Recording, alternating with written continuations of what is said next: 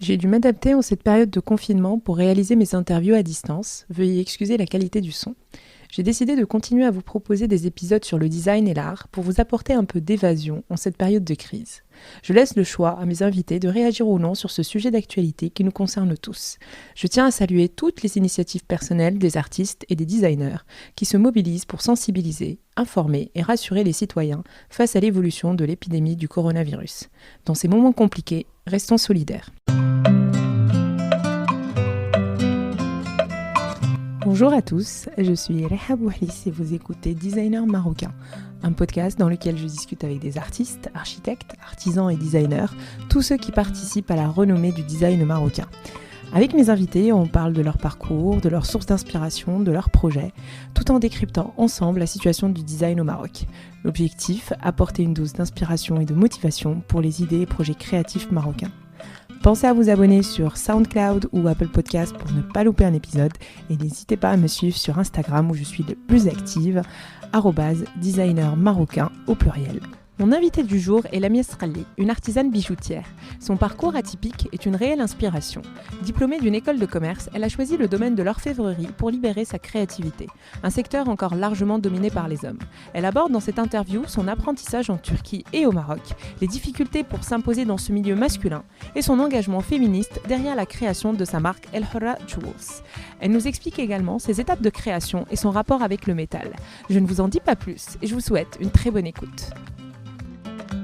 Bonjour Lamia, je suis ravie de t'avoir sur ce podcast. Merci beaucoup Reha. J'aime bien commencer par une petite question toute simple. Quel métier tu rêvais de faire quand tu étais enfant? Alors, j'ai toujours été quelqu'un d'assez créatif et j'aimais faire beaucoup de choses. J'aimais prendre des photos, j'aimais cuisiner, j'aimais faire plein de trucs. Donc, je me voyais toujours ouvrir une sorte de concept où il y aurait de la cuisine, donc un resto, et avec une galerie, avec plein de choses créatives. Donc, enfant, tu arrivais déjà à imaginer que tu pouvais faire un métier créatif. Exactement, ouais. Tu as un master en business et innovation. Alors, comment tu as oublié ce rêve d'enfant et tu es passé à un master plutôt business finalement? En fait, tout simplement, quand tu es à l'école, à un moment, tu es au lycée, tu fais certains choix. Enfin, tu n'as pas vraiment toujours le choix. Tu suis un peu une route. Et il se trouve que j'ai suivi la route un peu classique. Donc, j'avais mes hobbies à côté. J'aimais faire de la photo. J'étais un peu créative, mais pour moi, c'était des choses qu'on faisait à côté de l'école. Je me suis jamais vue en train de faire ça tous les jours. Du coup, j'ai suivi un peu le parcours normal, le parcours classique. J'ai fait une école de commerce, donc j'ai fait un bachelor en business. Et ensuite, j'ai fait un master en innovation et entrepreneuriat. Donc voilà, donc j'ai un peu oublié mon côté créatif pendant mes études, on va dire. Et j'étais plus focus sur mes études, sur le business, sur l'entrepreneuriat, l'innovation, tout ça, que j'aimais bien aussi. Mais voilà, je me suis un peu écartée de mon rêve d'enfant, on va dire. Alors, quel a été le déclic qui a fait que tu es passée justement de ce secteur d'innovation et de business à artisane bijoutière? Alors en fait, j'ai commencé à travailler après mon master. J'ai travaillé dans un incubateur de start-up. Donc j'étais ce qu'on appelle incubation lead, c'est-à-dire que j'accompagnais les entrepreneurs qui étaient dans l'incubateur. Et j'aimais ce que je faisais, mais j'avais l'impression que c'était trop carré pour moi, que j'étais dans un cadre trop précis. Et je sentais que je voulais faire des choses plus créatives, sortir un peu de ma zone de confort. Et donc, j'ai décidé de quitter ce job-là parce que je suis jeune, j'ai le droit de faire des erreurs. Et tant que j'ai le droit de faire des erreurs, faut que j'en fasse. Donc, j'ai tout arrêté. Et j'ai décidé de me donner plusieurs mois pour explorer plein de choses. Donc, j'ai exploré pas mal de choses. J'ai commencé un site e-commerce et je me suis juste donné la permission de faire pas mal de choses. Et en fait, je faisais pas n'importe quoi comme ça. C'est que j'avais certaines idées et que j'essayais différentes choses, tout en étant consciente de ce que je faisais. Puis à un moment, j'avais toujours cette idée de créer une marque de bijoux. Donc ça, c'était pas un rêve d'enfant, mais c'était quelque chose que j'aurais pu faire. Et donc, je commençais un peu à chercher comment ça se passe, une marque de bijoux, etc. Et je me suis dit qu'il fallait que je vois comment ça se passe réellement chez un artisan, chez un designer. Donc, j'étais en voyage en Turquie entre-temps. Et j'ai rencontré une artisane de bijoux. Donc, je suis partie chez elle. J'ai cherché sur Internet, je l'ai trouvée. Je suis partie chez elle. Et je lui ai dit que je voulais voir parce que j'avais aucune idée de comment on faisait un bijou. Moi, je voyais des bijoux. Je pensais j'avais aucune idée de comment on les faisait, en fait. Et je suis restée avec elle. Elle m'a proposé de rester avec elle longtemps pour m'apprendre un peu parce que j'avais rien à perdre. C'était la phase pendant laquelle j'étais super ouverte. Donc, je voulais essayer plein de choses. Je voulais juste explorer.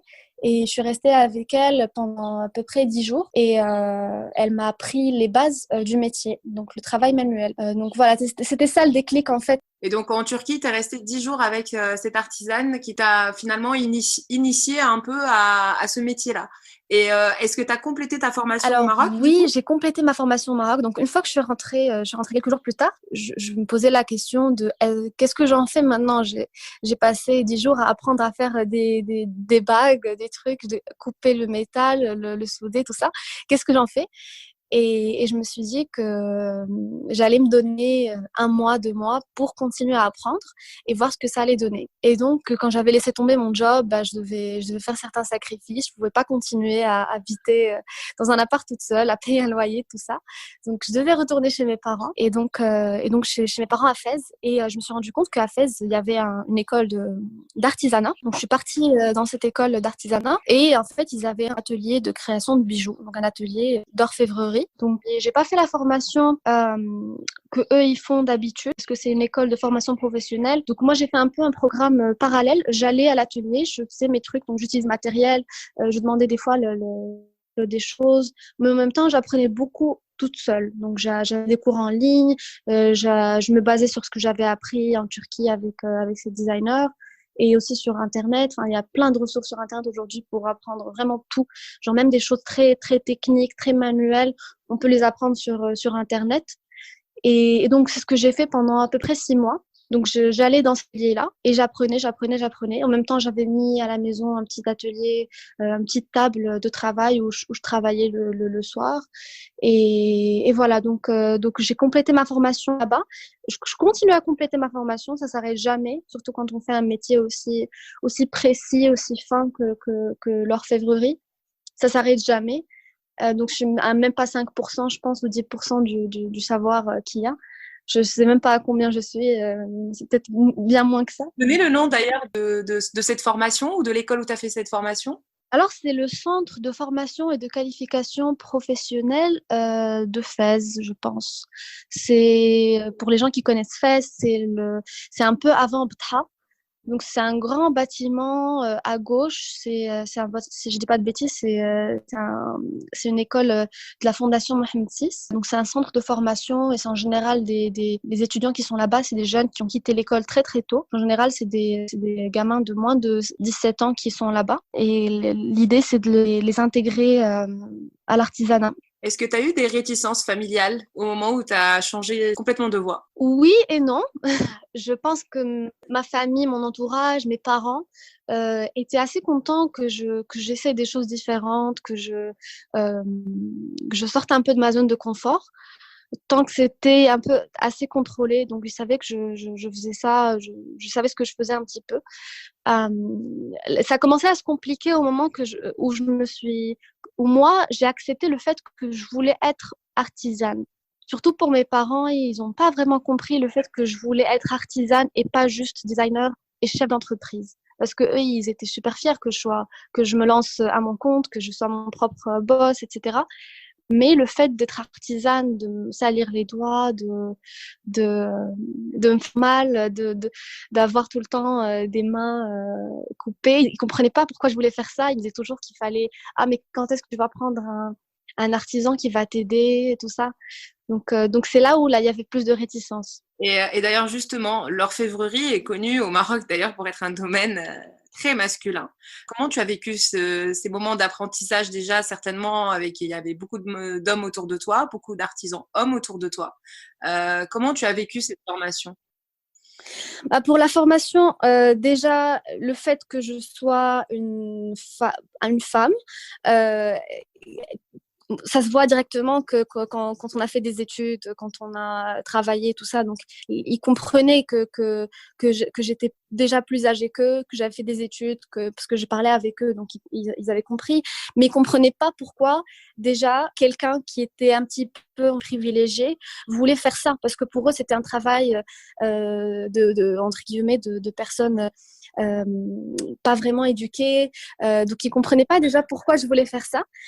À part ça, on va dire que pendant la formation, j'ai pas vraiment eu de problème parce que je m'entendais bien avec les étudiants. Donc, ils ont accepté le fait que je sois là. En plus, il y avait 2 autres filles pendant la formation qui faisaient la formation aussi. Après, il y a quelque chose que j'aimerais bien partager avec toi, c'est le fait que en faisant la formation, en fait, dans le travail de l'orfèvrerie, il y a pas mal de tâches. Il y a les tâches où on travaille le métal et il y a les tâches où on travaille la cire. Donc, il y a une technique de cire qu'on appelle la cire perdue. Donc là, c'est de la cire. Donc, on travaille un matériau plus soft, plus malléable, plus doux. Et dans la tête de ces étudiants, c'était ancré que les filles devaient travailler la cire et pas le métal. Et j'ai trouvé ça très parlant. Et même les filles me disaient, non, mais moi, quand je finis ma formation, je vais faire la cire, c'est sûr. Je vais pas faire le métal. Et moi, je n'y avais jamais pensé, en fait. Et je me suis rendu compte que, on peut dire beaucoup de choses sur la société, sur l'artisanat, sur les jeunes, ces jeunes-là qui n'avaient même pas encore commencé à travailler. Donc voilà. Donc, il y avait ça d'une part. Ouais, il y avait une sorte de sélection homme-femme. Déjà pendant la formation, les filles ne se donnaient pas le droit de rêver de faire autre chose parce qu'elles se limitaient à une certaine Exactement. matière parce que le reste, c'est pour les hommes, Limiter c'est ça? mais aussi parce que les autres leur disaient, parce que tout le monde dans l'industrie disait ça. C'est un milieu assez dur. Et du coup, après cette formation, tu as eu affaire à des hommes dans la création de ta marque, tout ça. Comment ils ont vécu ça? Alors moi, je travaille toute seule, donc j'ai pas d'artisan, je dépends de personne, on va dire. Euh, j'ai pas d'artisan qui fait les choses pour moi. Je fais tout moi-même depuis le début. Mais par contre, j'ai affaire à des gens, bien sûr, tous les jours. Donc le vendeur de matériel, le vendeur d'argent, des petits ateliers dont j'ai besoin de temps en temps pour aplatir mon métal. Et ça a pris beaucoup de temps pour être accepté par ces personnes-là. Je les blâme pas, c'est juste qu'ils sont pas habitués à avoir une femme dans leur milieu, dans leurs ateliers. Et je sais pas si ça les intimide un petit peu ou si ça les dérange. En fait, je pense que ça dépend. Il y a des gens où j'ai senti que c'était plus d'intimidation. C'est-à-dire qu'ils comprenaient pas. C'était bizarre pour eux de voir une femme dans leur atelier en train de parler leur même langage. C'était quelque chose de nouveau, de différent. Et donc, ils comprenaient pas beaucoup. Puis, il y en avait d'autres qui étaient un peu plus distants. Et donc, ça me bloquait un petit peu. Ça me créait des freins pour travailler avec eux. Est-ce qu'on peut parler d'un engagement féministe dans ta motivation de création de Oui, ta marque? alors c'est un acte féministe, oui, il faut le dire. En fait, j'avais pas pensé avant de commencer ma marque. Moi, j'ai commencé ma marque parce que je voulais, enfin, avant de commencer à apprendre, on va dire, parce que ma marque, je l'ai lancée qu'il y a quelques mois, mais ça fait 1 an et demi ou plus. Ouais, plus que j'apprends le métier. Donc, j'ai eu une phase plus longue en apprenant le métier et en parlant à ces gens, en les rencontrant, tout ça. Oui, donc j'avais pas pensé avant, mais c'est pendant que je le faisais qu'à chaque fois, je suis passée par des moments assez difficiles parce que j'étais dans une phase de ma vie qui est super instable, qui est super, je voyais pas le bout du tunnel, je savais pas où j'allais, donc j'étais complètement dans une phase instable et en même temps, j'avais des challenges comme ça qui me pourrissaient un peu certaines journées. Donc quand j'allais chez le gars du matériel et qui comprenait pas que je voulais acheter du matériel. Enfin, j'avais des fois des situations assez improbables et des fois c'est comme si ça allait me décourager un petit peu de ce que je faisais et le fait de me dire non, tiens bon, il faut que tu te prouves il faut que tu prouves que c'est possible pour une femme d'être dans un milieu d'hommes comme ça et d'y arriver. Il n'y a pas de différence. Donc ça me poussait effectivement à aller de l'avant, à faire les choses moi-même. Donc, c'était une motivation pour moi, plus que tout. Et c'est aussi quelque chose que j'ai envie de dire à travers ma marque, à travers mon histoire, parce que ma marque, c'est pas juste mes produits, c'est pas juste les bijoux que je fais, c'est aussi l'énergie que je mets dans ces bijoux-là. Et cette énergie-là, c'est vraiment mon histoire, c'est mon vécu, c'est les choses par lesquelles je passe. Et c'est ça que j'aimerais faire passer aux femmes qui portent mes bijoux, justement. C'est le fait de se dire, il n'y a rien qui peut t'arrêter, tu peux tout faire, tu es assez intelligente, forte, capable de faire tout ce que tu veux. Donc oui, c'est ça mon engagement féministe là-dedans. Est-ce que tu peux nous rappeler le nom de ta marque et sa signification? Alors, le nom de ma marque, c'est El Hora Jewels. Donc, en arabe, c'est El Hora. Et El Hora, ça veut dire femme libre ou femme authentique. Donc, ça a un peu de sens. Et j'ai choisi ce nom-là parce que j'ai commencé à chercher des valeurs, des choses avec lesquelles je voulais associer ma marque. Et justement, le fait d'être hurra, d'être libre et en même temps d'être authentique. Donc, pas libre juste pour être libre et rebelle. J'ai rien contre les gens qui veulent être rebelles. C'est juste moi, les choses auxquelles je m'associe.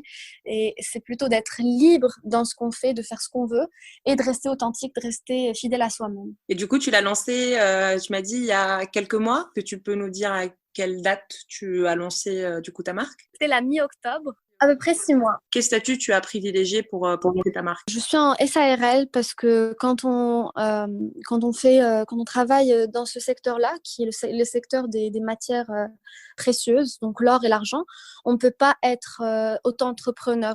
On peut être que SARL parce que, comment on appelle ça, c'est un statut que beaucoup d'artisans ont. J'ai oublié le nom, mais c'est personne physique. Donc, tu crées une entreprise, mais personne physique. Je pense qu'ils appellent ça comme ça. Mais en tout cas, moi, j'ai choisi la SARL. Comme ça, si j'ai des artisans dans le futur qui vont travailler avec moi, qui vont m'aider, je pourrais les employer correctement.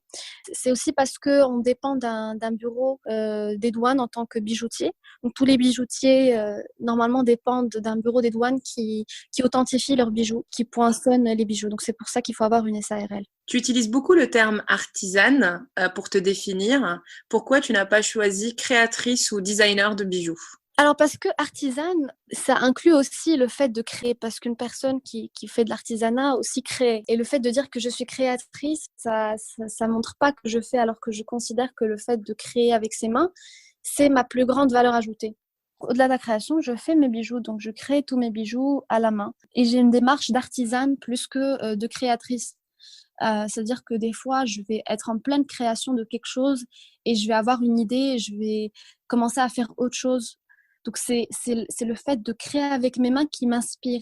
Et pour toi, c'est ce qui te différencie aujourd'hui. C'est pour ça que tu préfères choisir vraiment le terme artisan que designer. Exactement. Donc, j'utilise les deux quand je peux, mais je me définis de façon naturelle en tant qu'artisane.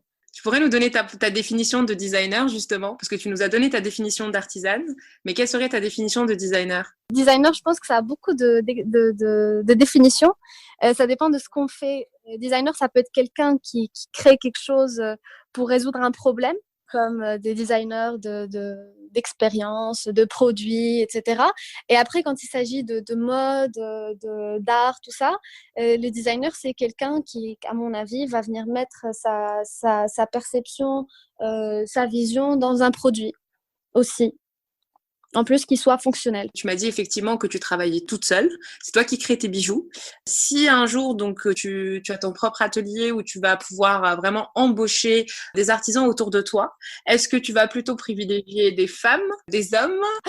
J'y ai pensé. En fait, je me suis dit que puisque dans ce milieu exactement, les femmes n'ont pas vraiment leur place aujourd'hui. Moi, je suis en contact avec pas mal de filles qui ont fait l'école où j'étais parce que moi, j'ai pu assister à 2 promotions.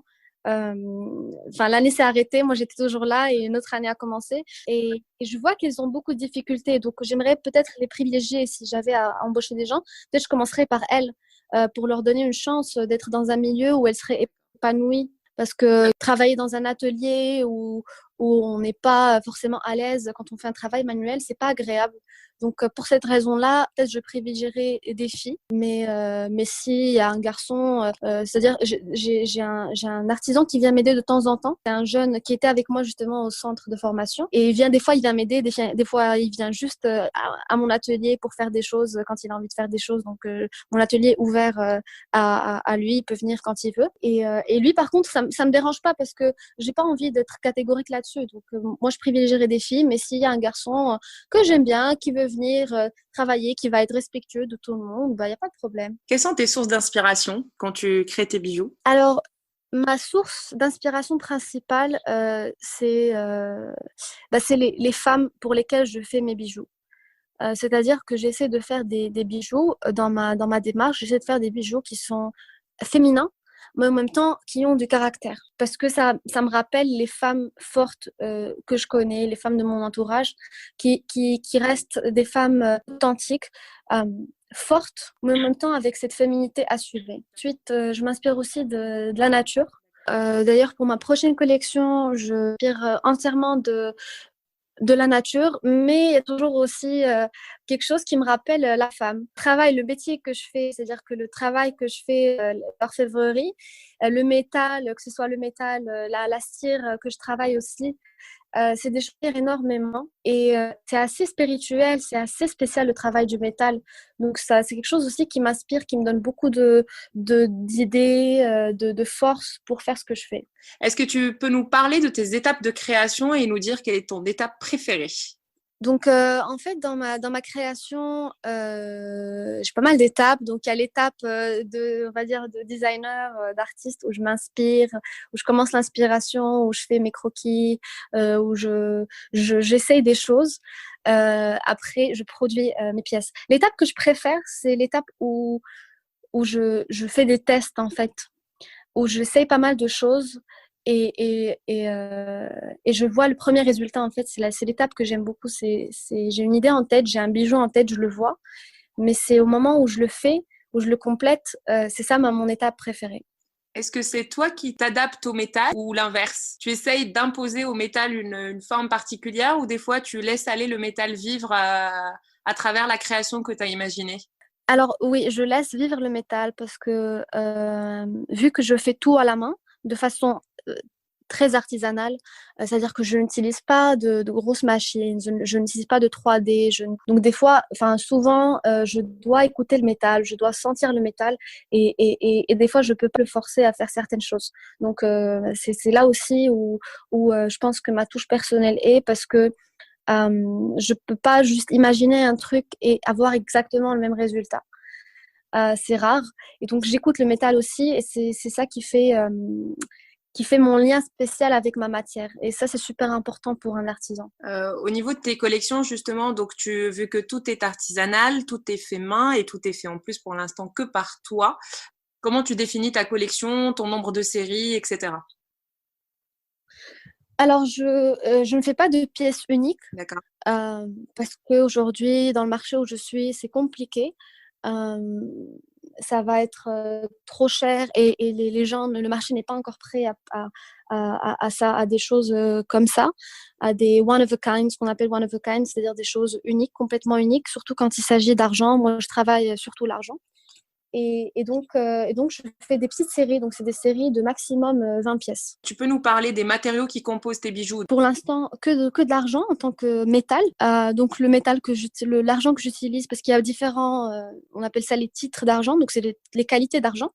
Et moi, j'utilise de l'argent 925 qui est aussi appelé sterling silver. Et l'argent 925, c'est tout simplement l'argent où il y a, c'est-à-dire sur 1 kilo par exemple, il y aurait 925 grammes d'argent et le reste de cuivre.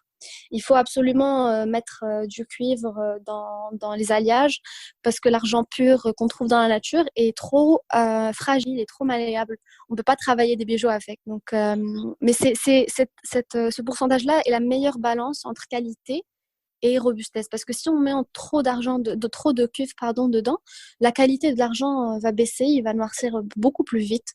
il va s'oxyder plus vite. Puis je travaille aussi avec des perles, donc j'ai une collection de perles où je mixe l'argent avec des perles. J'ai remarqué que tu donnais un nom à chacune de tes créations. Comment tu les choisis? Alors, toutes mes créations, c'est des noms de femmes, soit des reines, soit des déesses dans des mythologies différentes. D'accord. Donc, c'est des femmes qui ont marqué l'histoire ou les légendes. Donc, c'est des femmes fortes, des femmes débattantes, des guerrières. Donc, j'ai choisi leur nom. Je ne le dis pas forcément, mais c'est ancré dans le bijou. Tu peux nous dire à peu près quel est l'ordre de prix pour les bijoux que tu vends? Donc, c'est des bijoux qui commencent à peu près 350 dirhams. Et ça peut aller ça va jusqu'à 1300, 1500, je pense. C'est le maximum. Donc, j'ai commencé avec une collection assez abordable, assez accessible, parce que j'ai envie que les gens achètent mes produits, qui prennent en main des produits faits main, des vrais produits faits main, qu'ils adoptent un peu la marque. Pour les collections prochaines, ça va être des collections un peu plus lourdes, un peu plus avec des matières. Je vais utiliser aussi de l'or, je vais mixer de l'or avec de l'argent, donc ça sera un peu plus cher, mais j'ai envie d'avoir toujours dans mes collections, dans mon e-shop, des choses un peu plus accessibles. D'ailleurs, justement, tu distribues tes bijoux uniquement dans ton e-shop ou enfin, à travers des concept stores ou d'autres sites internet? Alors, je distribue dans mon e-shop, oui. Il y a aussi mon atelier qui est aussi mon showroom où les gens peuvent venir voir les produits et acheter par rendez-vous. Mais c'est à 5 minutes de la Médina en général. Quand j'ai des gens qui veulent venir chez moi, je vais les chercher à la Médina, à Bab Boujeloud, qui est la porte principale de la Médina, et je les ramène à mon atelier. Il est pas ouvert, il n'est pas sur une rue. C'est un atelier dans un immeuble pour l'instant. Donc, les gens qui veulent venir, je vais les chercher, ou sinon, on se retrouve quelque part. Donc, il n'y a pas vraiment d'adresse. Ton atelier est bien à Fès, hein, on est d'accord. Oui, mon atelier est à Fès, exactement. Okay. Donc, il y a ton atelier, ton site internet, et où est-ce que tu distribues aussi tes bijoux? Alors, je distribue dans 2 points de vente pour l'instant. Un à Fès, dans la Médina, et un autre à Casa, qui est le corner shop de Sargal, concept store africain, c'est-à-dire que c'est un concept store par des Africains pour des Africains. Donc, tous les designers sont africains, d'un peu partout. Est-ce que tu as des projets que tu aimerais partager avec nous?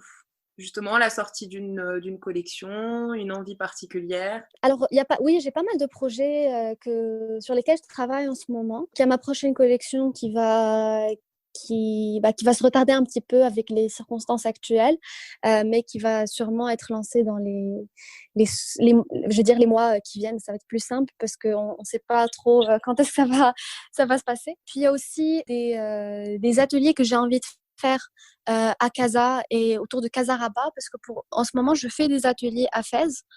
Donc, je fais régulièrement des ateliers d'initiation à la bijouterie avec des gens qui viennent chez moi. Et j'ai envie de faire ça avec des Marocains, parce qu'aujourd'hui, je le fais principalement avec des touristes qui passent par la ville de Fès. Et j'ai envie de lancer ça à Casa pour des locaux, pour faire découvrir mon monde, mon univers, mon métier au plus de gens possible. Où est-ce qu'on peut te suivre? Un compte Instagram? Rappelle-nous l'adresse de ton site. Voilà, tous les réseaux que tu utilises pour que les gens puissent découvrir ton travail. Donc, mon site, c'est www.elorajewels, donc ELHORAJEWELS.com. Et sur Instagram, c'est elorajewels, comme je viens de le dire, tout attaché. Et puis aussi, il y a mon compte personnel où je partage pas mal de choses, on va dire les coulisses de mon travail, ma démarche, mes time-lapse de quand je travaille, tout ça. Donc, ça peut être inspirant, amusant pour certaines personnes. Donc, c'est Mimitas, MIMIT2AS. Est-ce que tu aurais une adresse à Fès qui t'inspire et que tu aimerais partager avec nous? Oui, et alors il y a un magasin à Fès, c'est d'ailleurs le magasin où j'ai mes produits, mes bijoux. Ça s'appelle Medina Art, et c'est un super concept store où il y a pas mal de marques que je ne connaissais pas. et où j'ai découvert pas mal de marques. Donc, c'est une adresse que je conseillerais à Fès. On est sur la fin de cette interview. C'est une question que je pose à tous mes invités. Quel est ton mot de la fin pour inspirer des jeunes Marocains ou Marocaines qui emprunteraient ta voie? Alors, pour des gens, si c'est des gens qui sont un peu perdus, qui veulent se lancer dans des choses créatives, qui ont envie de suivre leur petite voie intérieure, moi, j'ai envie de vous dire juste suivez-la, écoutez-vous. Le courage, c'est pas quelque chose qu'on a ou qu'on n'a pas, ça se construit. Si vous avez envie de faire quelque chose, prenez votre courage à deux mains. Vraiment, juste sautez le pas, essayez, testez des choses, n'ayez pas peur. Et au pire, si ça marche pas, vous pouvez toujours revenir en arrière. Il y a toujours moyen de revenir en arrière. Donc, et vous reviendrez avec de belles leçons, de bons apprentissages. Donc, juste allez-y. Qui aimerais-tu écouter sur ce podcast? Alors, qui j'aimerais écouter dans ce podcast? J'aimerais bien écouter un artisan ou une artisane qu'on n'a pas l'habitude d'écouter. Parce qu'en général, on parle beaucoup aux gens qui sont au devant de la scène, des gens qui sont dans la télé, qui sont dans les magazines, tout ça, mais on ne parle jamais aux artisans, aux gens qui sont dans les coulisses.